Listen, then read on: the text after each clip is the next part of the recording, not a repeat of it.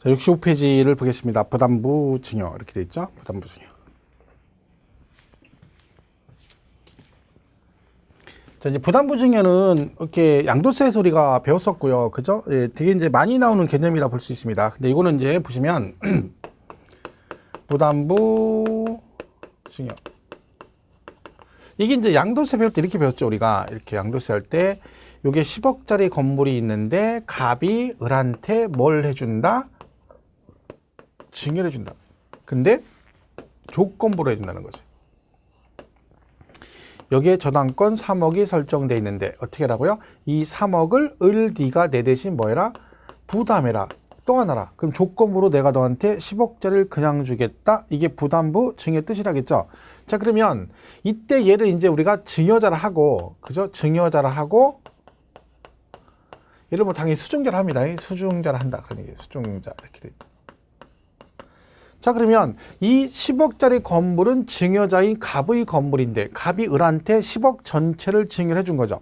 근데 표면상으로는 갑이 을로부터 돈 받은 게 없지만 내막은 요 3억의 채무는 원래 누구의 채무다? 갑의 채무인데 이걸 갑이 을한테 떠넘기는 조건부로 증여를 했기 때문에 결국 갑의 입장에서 봤을 때는 이 을로부터 3억을 받아서 은행빚을 갚은 거고 똑같은 케이스가 된다는 얘기죠. 그래서 우리 세법에서 양도세에서는 요 3억은 뭘로 본다? 증여 아니라 양도한 걸로 보고 나머지 7억만 뭐 한 걸로 본다? 증여로 보겠다. 그래서 얘는 뭘 내고 증여세를 부과하고 여기다는 양도세를 부과하겠다. 이게 부담부 증여의 뜻입니다.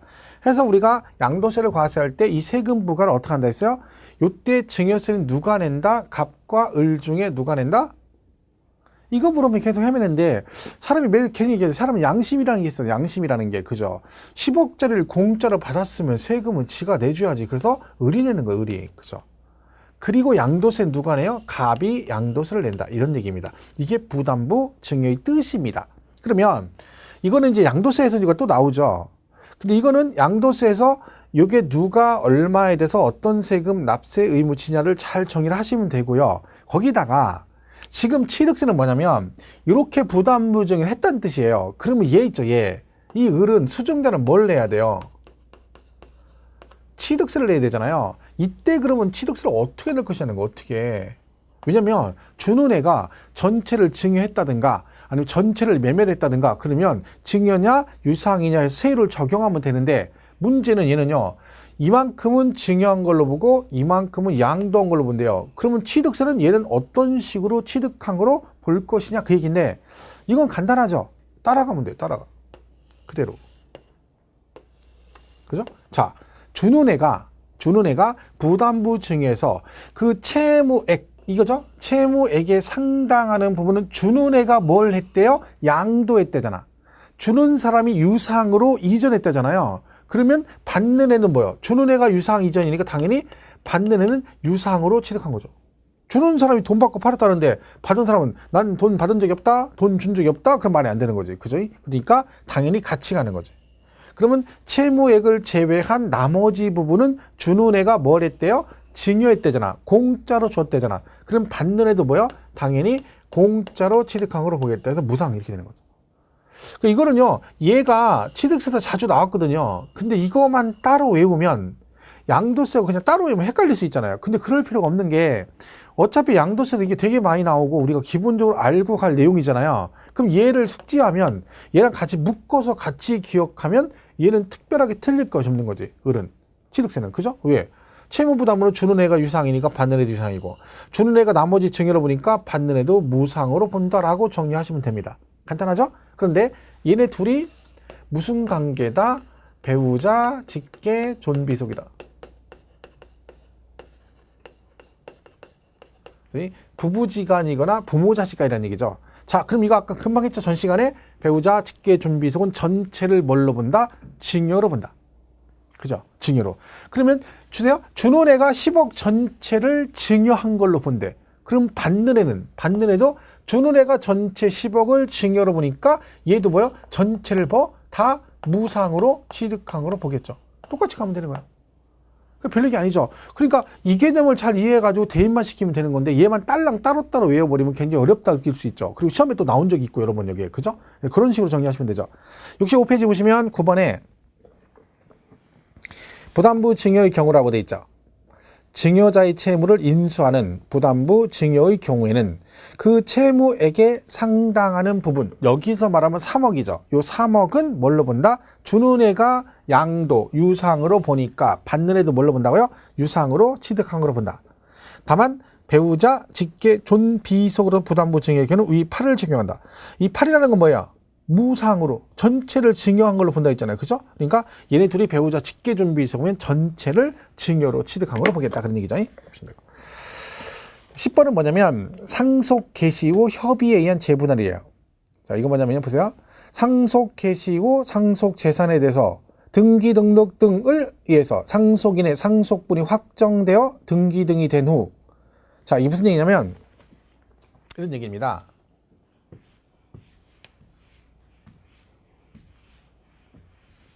자, 이렇게 건물이 있는데, 이렇게 있는데, 요거를 가불평이 뭘 받았어요? 공동상속을 받았다는 거야. 공동상속. 그죠? 근데 지분이 똑같아요, 지분이. 가지고 얘들이 각자 자기 지분대로 뭘 한 거예요? 등기를 한 거예요, 등기를. 자, 그럼 여기서 등기해버리면, 이제 뭐예요? 상속은 끝난 거죠. 왜? 각자 받은 대로 자기 앞으로 등기를 했으니까. 근데 얘들이 공동상속인이 협의 분할해가지고 등기를 끝났어요. 그리고 나서 다시 만나서 보니까, 그죠? 다시 봐서 얘들이 뭐예요? 다시 협의해서 지분을 바꿨다는 거야. 4대 3대 3으로 변경이 됐다는 얘기죠. 그럼 원래 지분이 똑같았는데 이제 다시 분할하면서 지분이 누가 늘어났어요? 갑이 지분이 증가됐잖아요. 그러면 얘는 어디서 난 거야? 을과 병의 지분이 일리 간 거죠. 그죠? 이런 얘기지. 그럼 얘는 어떻게 한 거예요? 얘는 증여로 취득한 거죠. 상속이 아니라. 왜? 상속 등기 끝났어. 그럼 그 상속은 끝난 거지. 그 다음부터는 이제 뭐가 되는 거야? 그냥 줬으니까 증여가 된다. 그런 얘기죠. 자, 그래서 보세요. 다시 읽어볼게요. 그 줄근 글씨 상속분이 확정되어 등기 등이 된 후, 거기까지 상속 끝났죠? 그리고 그 상속 재산에 대해서 공동상속인이 협의해서 재분할했다는 거야. 그래서 결과 특정 상속인이 당초 상속분을 초과하여 취득하게 되면 그 재분할에서 상속분이 감소한 상속인으로부터 증여받아 취득한 거로 본다. 특정 상속인 지분이 초과됐으면 이 감소된 얘네한테 증여로 취득한 거로 보겠다. 그죠? 이기죠? 보시면 돼요. 거기까지 보시면 되고. 11번은 뭐냐면 택지공사가 준공된 토지의 사실상 지목 변경이라고 되어 있어요. 자, 보세요. 공간법에 따른 대중. 그러니까 지목이 대인 토지인데 국계법에 따른 택지공사가 준공된 토지의 지목을 건축물과 그 건축물에 접속된 정원 및 부속시설물 부지로 사실상 변경함으로써, 그러니까 그 지목이 대인 토지가 어떻게 했다는 거예요? 건축물 부속 토지라는 얘기는 거기다 건물을 지었다는 얘기고, 아니면 그 건축물의 정원이나 부속 시설물 토지로 용도가 바뀌었다는 거야. 그냥 나대지가 아니라. 그럼 여러분, 그냥 일반 토지일 때와 그게 건축물 부속 토지나 정원이나 기타 용도로 바뀌게 되면 가격이 변경이 될 수 있죠. 그죠? 오히려 올라갈 수 있잖아요. 용도가 활용을 하는 거니까. 그럼 어떻게 한다는 거예요? 그 실제 변경함으로써 그 가액이 뭐가 되면 증가한 경우는 뭘로 본다? 취득한 거로 보겠다. 그러니까 이것도 실질적으로 뭘 사고 판 건 아니지만 용도가 바뀐 거죠. 이 건축물 부속 토지나 정원 등 부속 시설 부지로 변경돼서 가액이 증가되면 이만큼도 얘도 취득으로 본다. 그런 얘기고요. 그다음에 12번은 신탁재산의 위탁자 지위 이전이라고 그랬어요. 위탁자 지위 이전. 이게 뭐냐면 갑이 을한테 재산을 신탁했어요. 그죠? 얘를 뭐라고 한다고요? 위탁자라 그러고, 얘를 뭐라 그래요? 수탁자라고 그래요.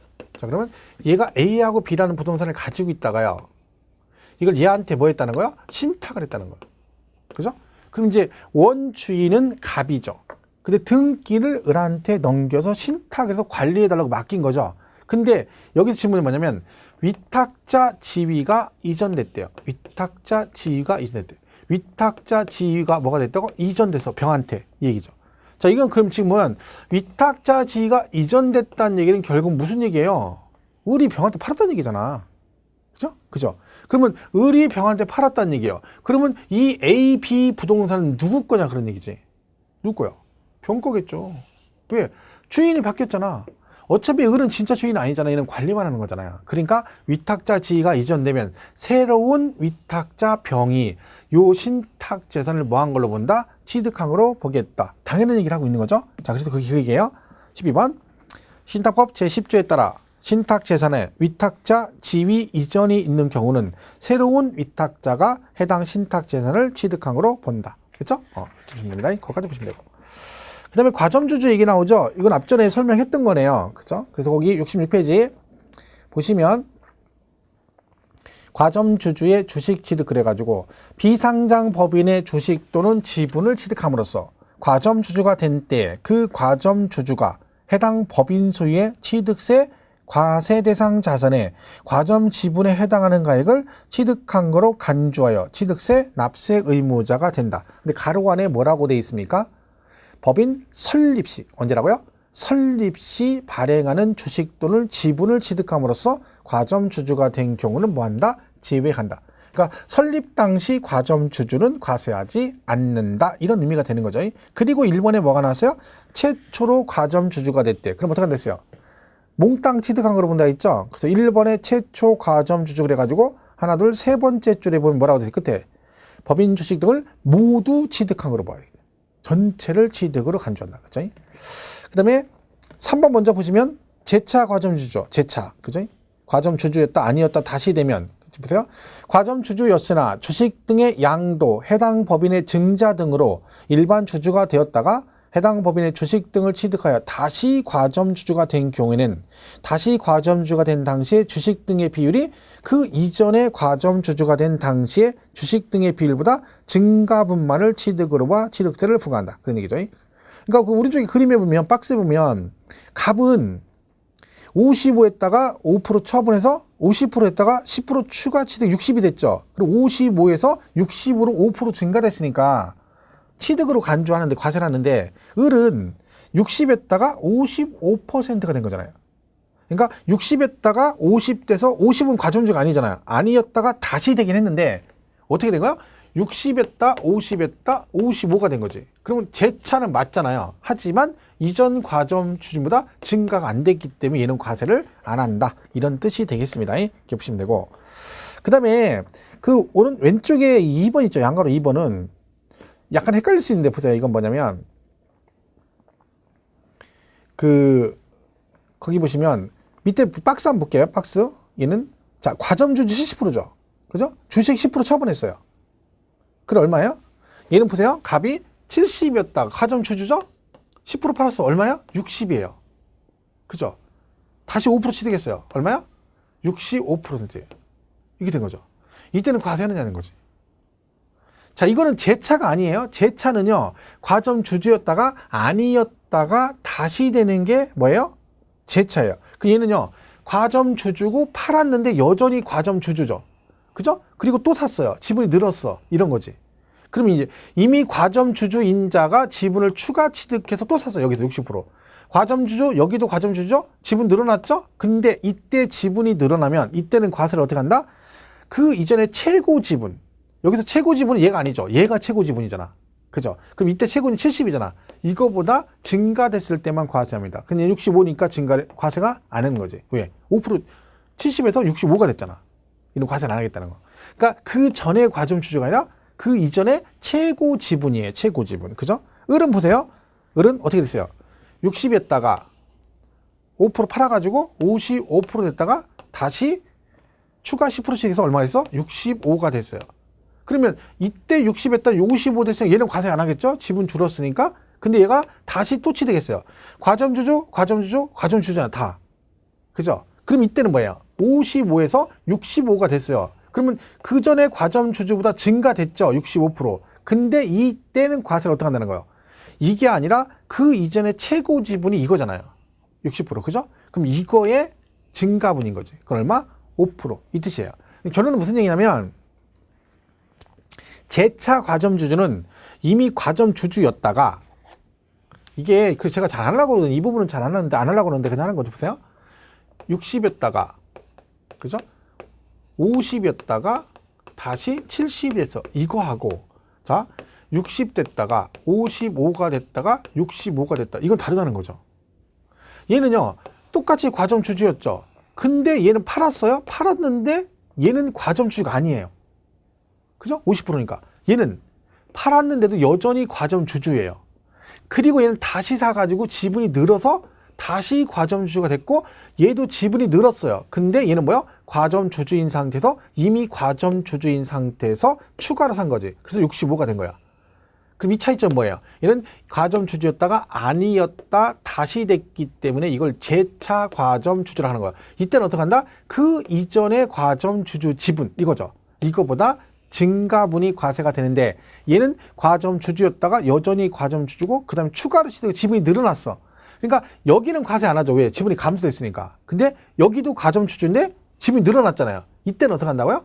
이 65% 과세할 때 어떻게 한다? 얘가 아니라 여기서 최고 지분 이거잖아요. 이전에 최고 지분 60%잖아. 이거보다 증가됐을 때만 이 뜻이에요. 그래서 교재시가 설명을 하긴 하는데 만약에 엉키잖아요. 그러면요 2번 있죠. 이건 하지 마세요. 양거로 2번. 하지 말고 뭐만 기억해. 설립 당시는 제가 수업했던 거 있죠. 전 시간에. 설립 당시는 과세하지 않는다. 최초 과점주주는 전체를 취득으로 간주한다. 재차 과점주주는 그 이전의 과점주주 지분보다 증가분만 과세한다. 여기만 딱 기억하셔도 돼요. 그래서 이건 뭐 특별하게 그렇게 해도 이 문제 틀릴 일은 없어요. 그죠? 근데 교재는 있으니까 그냥 그 차이점이 그거다라는 걸 설명한 거니까 약간 복잡하다 싶으면 괜히 여기 스트레스 받지 마시고 그거 신경 쓸 거 없습니다. 그래서 원래 2번 안 하려고 했는데 그냥 있으니까 심화 과정을 한번 하는 거니까 이해 안 가면 2번은 굳이 무리해서 절대 볼 필요 없다. 그죠? 자, 그렇게 해서 넘어가시죠. 여기까지가 납세 의무자 얘기입니다. 자, 그러면 자, 취득세 납세는 이렇게 돼 있고 그럼 등록세는 납세 의무자가 어떻게 되냐면 등록세는 무조건 등기 등록을 하는 자가 납세 의무자입니다. 즉 명의자가 납세 의무자다. 그러니까 등록세는 무조건 누구 명의로 하느냐 그 명의자를 납세 의무자를 한다. 그러니까 설정 등기할 때는 권자가 납세 의무자다 그랬죠? 그런 개념으로 이해하시면 되고 재산세 납세 의무자는 항상 소유자죠. 사실상 소유자가 납세 의무자다. 그래서 6월 1일 현재 사실상 소유자.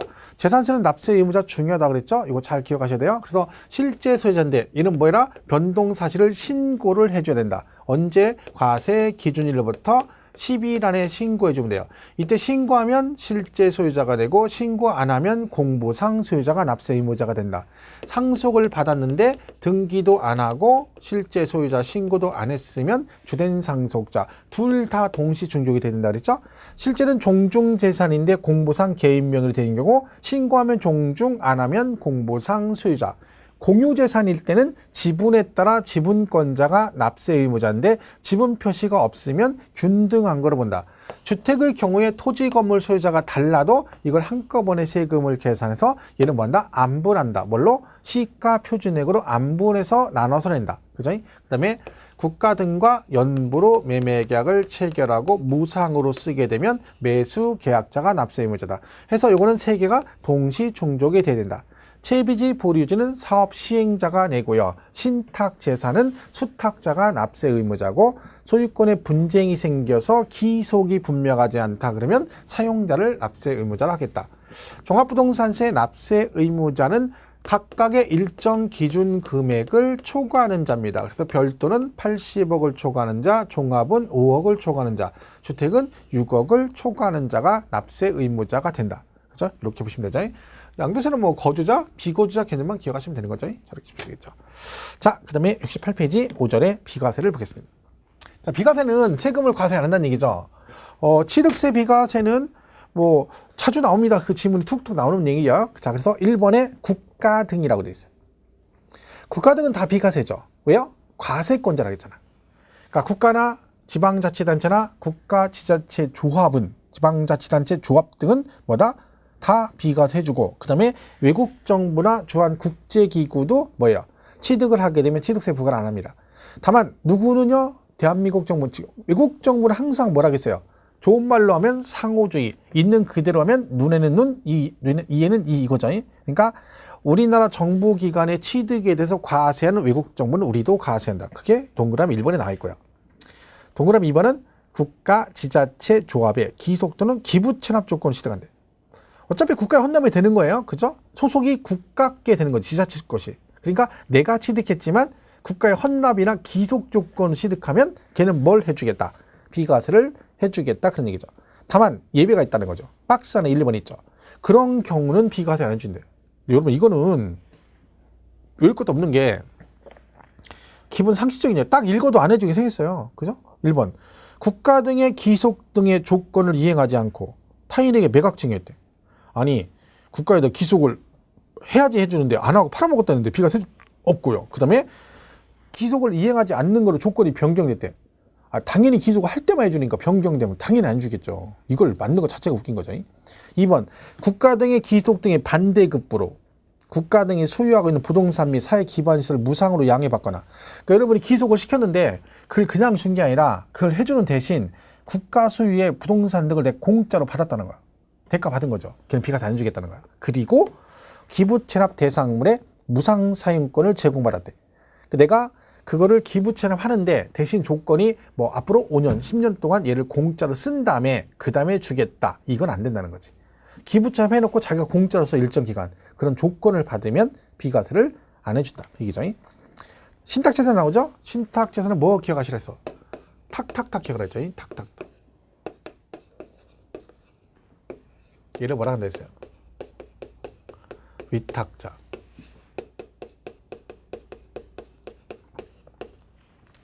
자, 이렇게 됐죠. 잘 보세요. 자, 이렇게 신탁을 하게 되면요. 얘는 이제 뭐랬죠? 비과세죠. 취득세를 비과세줘요. 그죠? 왜요? 형식적으로 등기만 넘겨받았으니까 비과세 준다 했죠? 그리고 얘가 사정이 생겨서 병한테 넘어가게 되면 이 병을 뭐라고 한다겠죠? 새로운 수탁자를 한다 했죠? 그럼 얘도 입장은 똑같죠? 뭐만 하는 거야?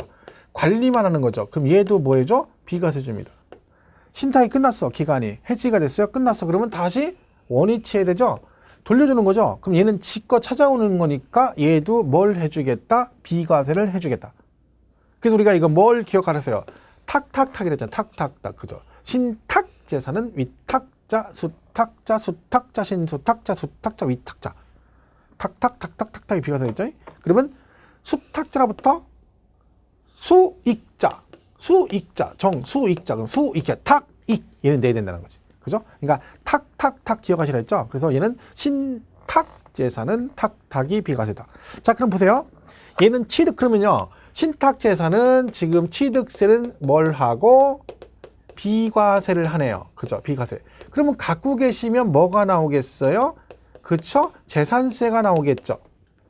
이때 재산세는 비과세가 되느냐? 안 된다. 얘는 세금을 내야 됩니다. 누가 납세 의무자다? 그렇죠. 수탁자가 납세 의무자가 됩니다. 그죠? 이거 재산 납세 배운 거잖아. 수탁자. 그죠? 그게 거죠. 자, 그럼 여기 또 뭐 있어요? 아까 앞에서 배운 거. 위탁, 신탁 재산인데 위탁자 지위가 뭐가 되면, 이전이 되면 어떡한다? 새로운 위탁자가 이 신탁 재산을 취득한 거로 본다. 이것도 전부 다 신탁과 관련된 거고요. 그 다음에 재산세 가면 또 뭣도 있어요. 요 신탁 재산 할 때, 그죠? 만약에 A, B 부동산을 얘한테 신탁을 했는데 만약에 A 부동산이 세금을 체납했어. 체납. 그죠? 그러면 압류를 해야 되잖아요. 이때 압류할 때 원래는 그 체납된 재산은 부동산만 압류를 해야 되는데 신탁 재산은 뭐가 가능하다? 그 신탁에 속한 재산에 다른 재산이 있으면 얘도 같이 뭐 할 수 있다? 압류할 수 있다. 이게 또 재산세에서 우리 배운 내용입니다. 그죠? 그래서 뭐라고요? 신탁 재산의 경우 신탁에 속한 재산에 얘가 체납을 했으면 압류할 때 요 체납된 재산 말고도 다른 재산이 있으면 얘도 같이 압류할 수 있다가 재산세에서 나옵니다. 그죠? 사실 또 있거든요. 그거 말고도. 그죠? 그 다음에 얘 있죠. 얘 갑. 그러면 양도세에서는 얘가 지금 등기가 넘어간 거죠? 그럼 이때는 얘는 양도로 본다, 안 본다? 양도로 보지 않는다. 왜? 신탁은 대가가 없다. 유상이 아니기 때문에 양도가 아니다 그랬습니다. 결론적으로 얘가 신탁이 딱 보면 하나만 있는 건 아니겠죠. 연관되잖아요. 왜? 취득했으니까 갖고 있으면 재산세 내고 팔면 양도세를 내야 되는데 넘길 때 취득세는 비과세, 재산세는 세금을 내. 누가? 수탁자가 내고요. 양도세에서는 양도로 보지 않는다. 이렇게 되는 거죠. 자, 그걸 같이 물려서 기억하시면 됩니다. 68번에 2번 신탁재산 해가지고 거기 나와 있죠. 신탁법에 의한 신탁재산 취득으로서 다음에 해당하는 취득을 말한다. 그렇죠? 그래서 보시면 돼요. 위탁자, 수탁자, 수탁자, 위탁자, 수탁자, 신수탁자. 탁은 뭐다? 비과세가 된다. 그 얘기죠. 자, 그 다음에 법률에 의한 환매광세라고 되어 있죠. 자, 환매는 뭐가 있어요? 도로 사오는 거다. 근데 이 환매가 개인 간 환매도 있고 법률 규정에 따른 환매가 있는데 개인 간 환매는 비과세가 안 되고 언제만 된다고요? 법률상 환매만 비과세가 된다. 그래서 이상한 법 하나 나오고 그 다음에 뭐가 나와? 꼬랑지에 환매가 붙으면 걔는 뭐다? 법률상 환매다. 꼬랑지를 잡아야 돼요. 꼬랑지. 그죠? 법률상 환매. 한국은 다 그걸 잡아야 돼요. 꼬랑지를 잡아야 돼요. 꼬랑지를. 그죠? 뒷말이 중요합니다. 자, 그 다음에 임시건축물. 말 그대로 가설건축물입니다. 가설건축물. 그죠? 어렸을 때 뭐라 했어요? 동촌 서커스단 이런 거. 그죠? 그 다음에 뭐, 서커스 약장사 와가지고 한 몇 달씩 있고 가설 극장 같은 거 만들어서 막 하고 그 다음에 뭐 모델하우스 이런 것들이 전부 다 가설건축물에 들어갑니다. 얘들은 임시로 지은 거니까 어차피 철거할 거잖아요. 그죠? 그러니까 세금 부과를 안 하겠다는 거지. 근데 여기 중요한 게 뭐라겠어요? 조건 2개를 기억하셔야 된다. 뭐? 가로 안에 뭐라고 돼 있어요? 사치성 재산, 별꼴 노선주. 사치성 재산은 제외다.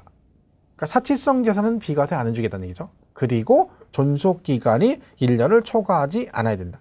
모델로서 만들어 놓고 1년 넘어가면 세금을 내란 얘기입니다. 1년을 초과하지 않아야 된다. 그죠? 5번은 공동주택 개수라고 되어 있습니다. 얘도 마찬가지죠. 공동주택 개수. 이게 뭐라겠어요? 승강기 교체 같은 거 하는 거예요. 오래돼가지고 노후화돼가지고 승강기가 내려가다 갑자기 덜컹덜컹 소리 난다든가 막 소리 끽끽 나고 그러죠. 그러면 스릴 있죠. 언제 추락할지 모르니까 막 스릴 있게 타는 거죠. 그죠? 자, 그런 건 교체할 때 취득세를 내는데 얘는 비과세 주겠다는 거야. 대신 얘도 조건이 있다는 거죠. 가로 안에 뭐라고 돼 있어요? 개수해놓고 건축법에 따른 대수선은 제외한다. 우리 여러분 좋아하는 공법의 건축법에 보면 수선 대수선 나오잖아요. 그죠? 그 대수선을 말하는 거야. 그죠? 대수선. 그러니까 여자들 말하면 그런 거죠. 그죠? 그죠? 양악수술 같은 거 하는 거죠. 막 대수선이죠. 그런 거는 비과세 안 되고. 그리고 또 하나 있죠. 조건. 시가 표준에 9억이야. 그러니까 금액 조건 2개랑 금액 조건하고 대수선 제외 그걸 기억하셔야 돼요. 그러니까 4번하고 5번은 둘 다 조건이 2개씩 있잖아요. 그거를 시험에 물어본다니까. 그죠? 잘 기억하시고. 6번은 볼 거 없어요. 상속으로 천재지변으로 소멸된 차량이라는데 이미 아버지가 돌아가시기 전에 차가 천재지변이나 화재가 나고 쓸 수가 없는 상태야. 근데 아버지가 뭘 못 하셨어요? 말소등기를 못 하시고 갑자기 돌아가셨어요. 그죠? 그러니까 말소등이 안 됐으니까 상속이 될 거 아니야. 그죠? 근데 이미 상속 전에 사용할 수 없는 상태가 됐잖아. 당연히 뭘 해주겠다? 비과세. 뭐 이거야 뭐 뻔한 얘기죠. 볼 거 없습니다. 자, 그래서 비과세는 이 비과세 파트는 재산세에 가끔 언급이 되고요. 등록세는 비과세가 단독으로 나올 일은 없어요. 근데 얘가 가끔 뭐가 나오냐면 무덤과 이에 접속된 부속시설 부지로서 지목이 묘지인 토지. 요게 잘 나와요. 지목이 묘지인 토지. 등기할 땐 등록세 비과세된다. 그게 가끔 나오고요. 그죠? 그거 빼놓고 재산세는 비과세 하죠. 근데 얘는 뭐 국가 등은 다 얘도 국가 등 비과세, 얘도 국가 등 다 비과세죠. 재산세는 이제 국가 등인데 비과세 안 되는 거고 상호주의. 그죠? 그리고 또 뭐 있어요? 국가 등은 얘가 비과세가 안 되는 경우 매수계약자에게 납세 의무가 있는 국가 소유 재산은 비과세가 안 된다. 왜? 국가 등과 연부, 무상 그러면 매수계약자가 세금을 내잖아요. 그러니까 그는 매수계약자가 세금을 내니까 국가 소유인데도 비과세가 안 되는 경우 뭐 그런 거 나오죠. 그리고 뭐 있어요? 군사시설 보호구역 중 통제 보호구역 내 토지, 민통선 안의 토지는 비과세. 하지만 전닥과수원 대지는 제외한다. 그거 나온다 했죠. 그래서 결국 뭐라 했어요? 전닥과수원 대지 빼고 나면 남는 건 임야, 지뢰반만 남는다 했죠. 그래서 얘는 지뢰반만 비과세된다 그랬죠. 그래서 요 얘기가 나오면 전닥과수원 대지는 제외라는 걸 나중에 기억을 하시면 되고, 그죠? 그다음에 종부세는 비과세가 재산세 규정을 따라간다 했죠. 그런 거고. 여기 비과세 제일 중요한 건 양도세죠. 양도세. 그죠? 양도세는 뭐 파산 선고 처분 수도하고 농지의 교환과 분합 이런 거 있죠. 농지 교환 분합 나오면 제일 기본적으로 뭘 기억하셔야 돼? 그 교환하는 쌍방 토지 가액의 차액이 둘 중에 큰 토지 가격의 4분의 1 이하야 된다. 그게 중요하다 했죠. 그리고 사후관리 그래가지고 경작상 필요 때문에 교환 분합한 경우는 뭔다? 3년 이상 의무적으로 뭘 해야 된다? 작용을 해야 된다. 근데 예외적으로 3년 안에 수용이 되거나 아니면 돌아가셔서 상속이 되게 되면 남은 기간 상속인이 남은 기간 작용하면 통산해준다. 이게 농지교환분할에 관한 다얘기입니다. 그리고 이제 뭐예요? 1세대, 1주택, 2년 이상 보유. 1세대란 거주자로서 배우자가 있어야 되고 주소가 같아야 된다. 부부는 주소가 달라도 항상 동일 세대로 보고요. 그리고 배우자 없어도 되는 경우 30세 이상이거나 배우자가 사망하거나 이혼한 경우 그리고 격려사원이라 했죠. 그리고 최저생계비 어쩌고저쩌고 길게 나오면 정답. 미성년자는 원칙은 안 되지만 예외가 있다는 거 기억하시면 되고 얘가 1주택을 가지고 있으면 돼요. 이때 주택의 개념은 뭐다? 공부상 용도와 실제 용도가 다르면 사실상 용도를 가지고 판단하고 얘는 상시 주거 목적인 걸 주택이라 하기 때문에 합숙소나 콘도 같은 건 주택이 아니다.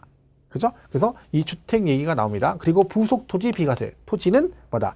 무조건 아니고 도시 지역하는 주택 정착 면적의 5배, 밖은 10배까지. 이때 정착 면적 계산시 무허가 정착 면적도 포함한다까지 기억하시면 되고 1주택 특례가 나오는 거죠.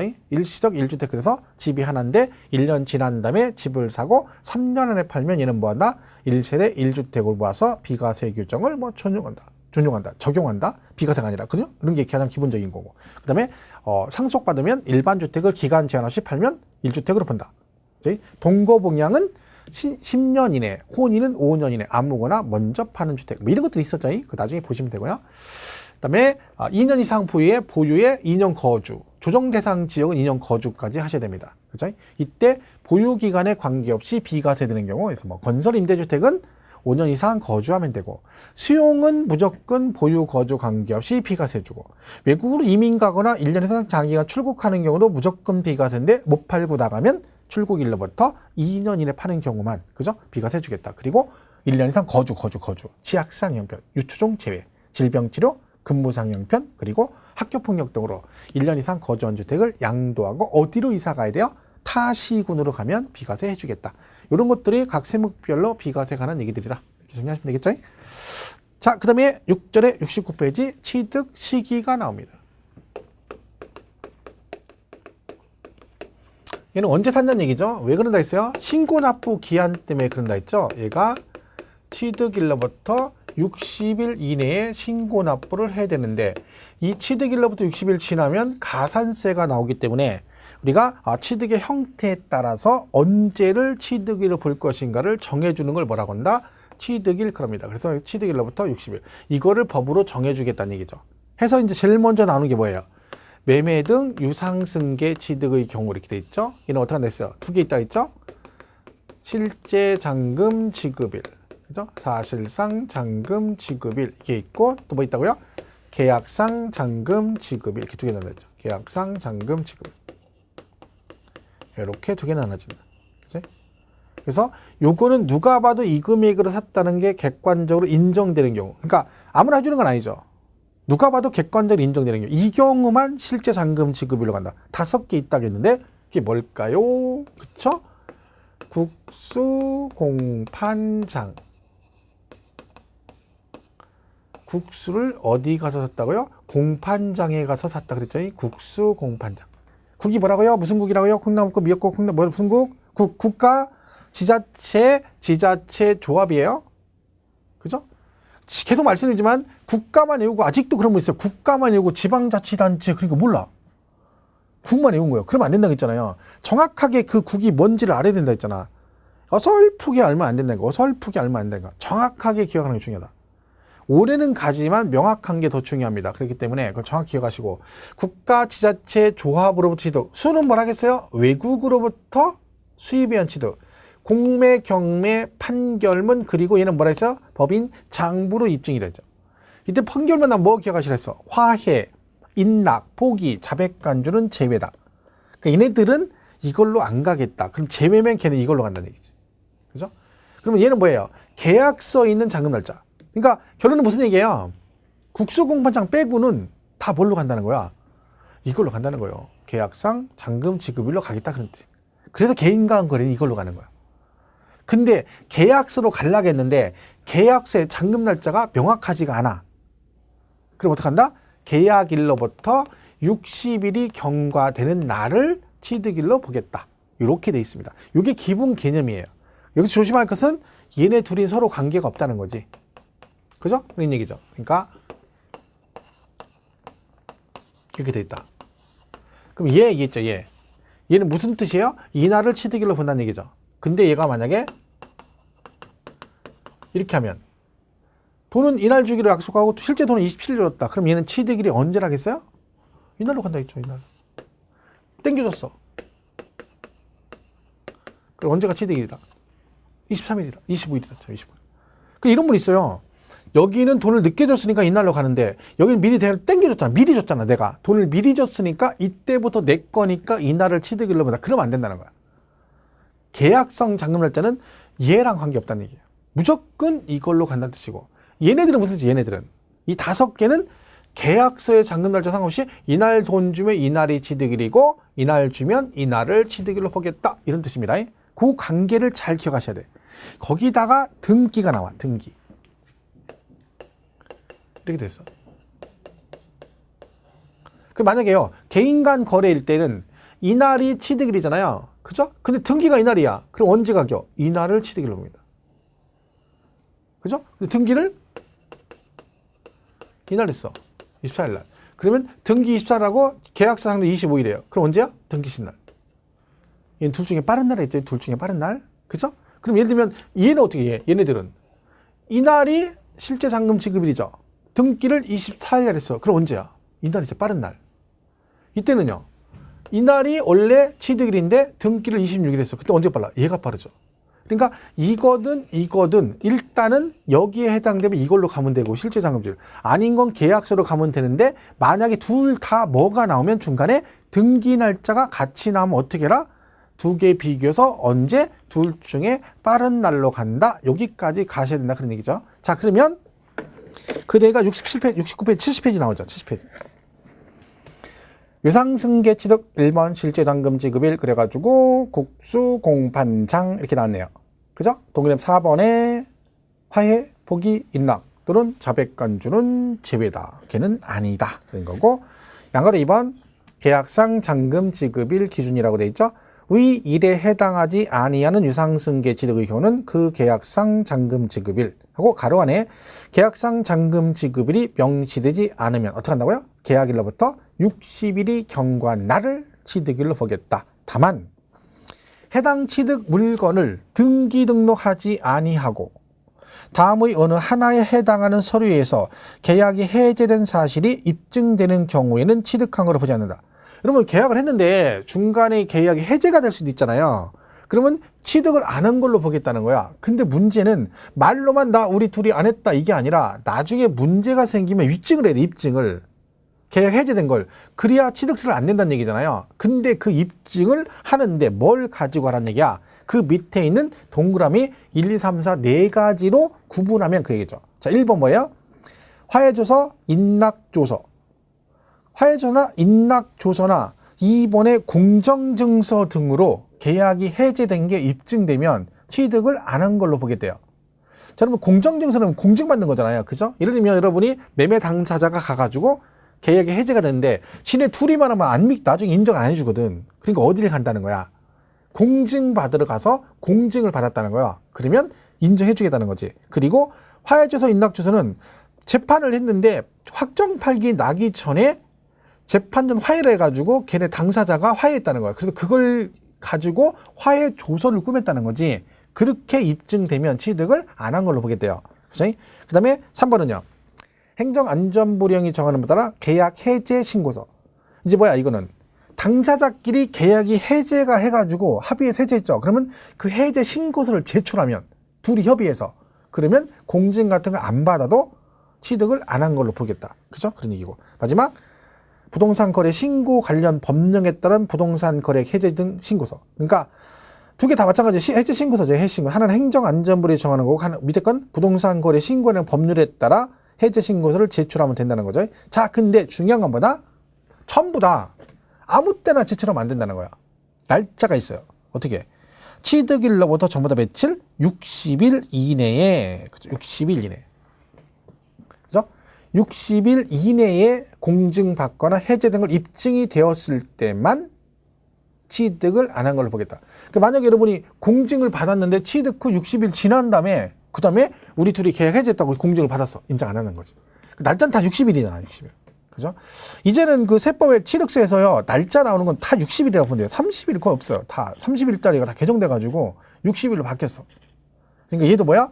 60일 안에 제출되고 60일 안에 신고를 해야만이 취득을 안 한 걸로 보겠다. 그 얘기입니다.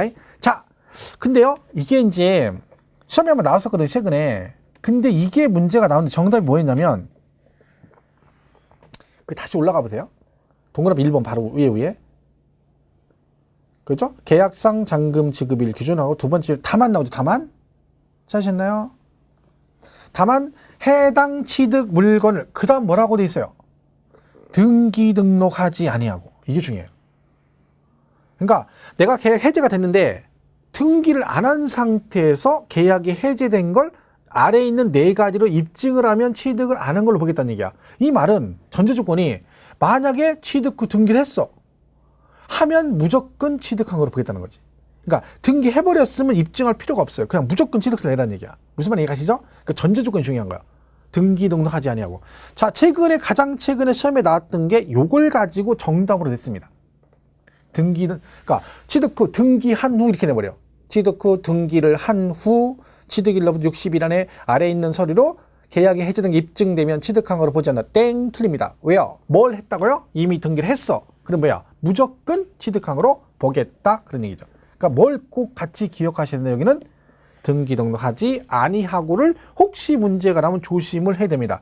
이게 재작년인가 시험에 나올 때 이 부분은 계속 강조했던 건데 그게 정답으로 나왔었죠. 그래서 밑에 거보다 오히려 그 부분을 잘 봐야 된다. 오른쪽 연부취득은 전 시간에 설명했죠. 전체적으로 그죠?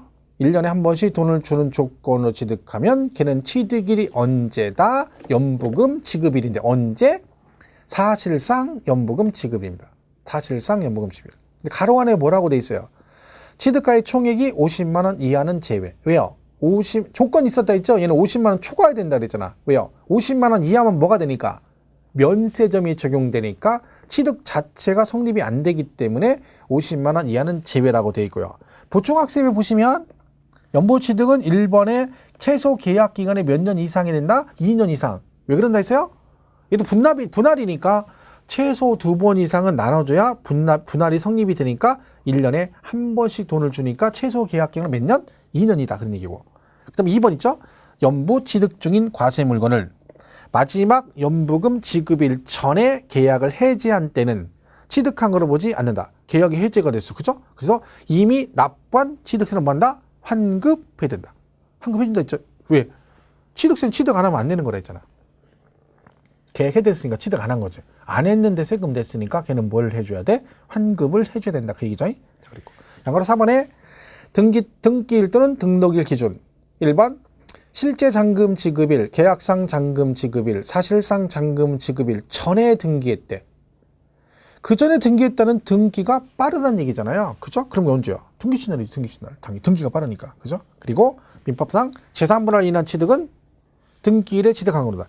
여러분 양도세 배울 때 혹시 기억나나요? 재산분할, 이혼할 때 위자료를 뭘로 주면, 부동산을 주면 양도로 본다 했잖아요. 대물변제로. 근데 재산분할 청구를 하려면 양도가 아니라겠죠.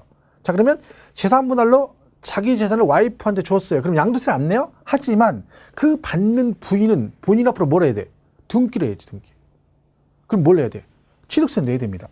그러니까 이거 재산분할하게 되면 무조건 걔도 취득세가 비과세가 되는 게 아니에요. 양도세 안 낸다고 해서 아닌 거지. 그러니까 우리가 제세공과금 항상 본인 부담인 거야. 재산분할로 남편이 재산을 줘. 남편은 양도세를 안 내. 하지만 부인은 본인 앞으로 등기를 해야 되니까 제세공과금은 본인 부담이니까 본인이 내야 되는 거야. 그러니까 우리 이혼할 때 재산분할 해가지고 재산분할 받으려고 그래. 근데 남편이 알았어. 그럼 내가 재산분할 깔끔하게 해줄게. 자, 30억짜리 상가 줄게. 가져가.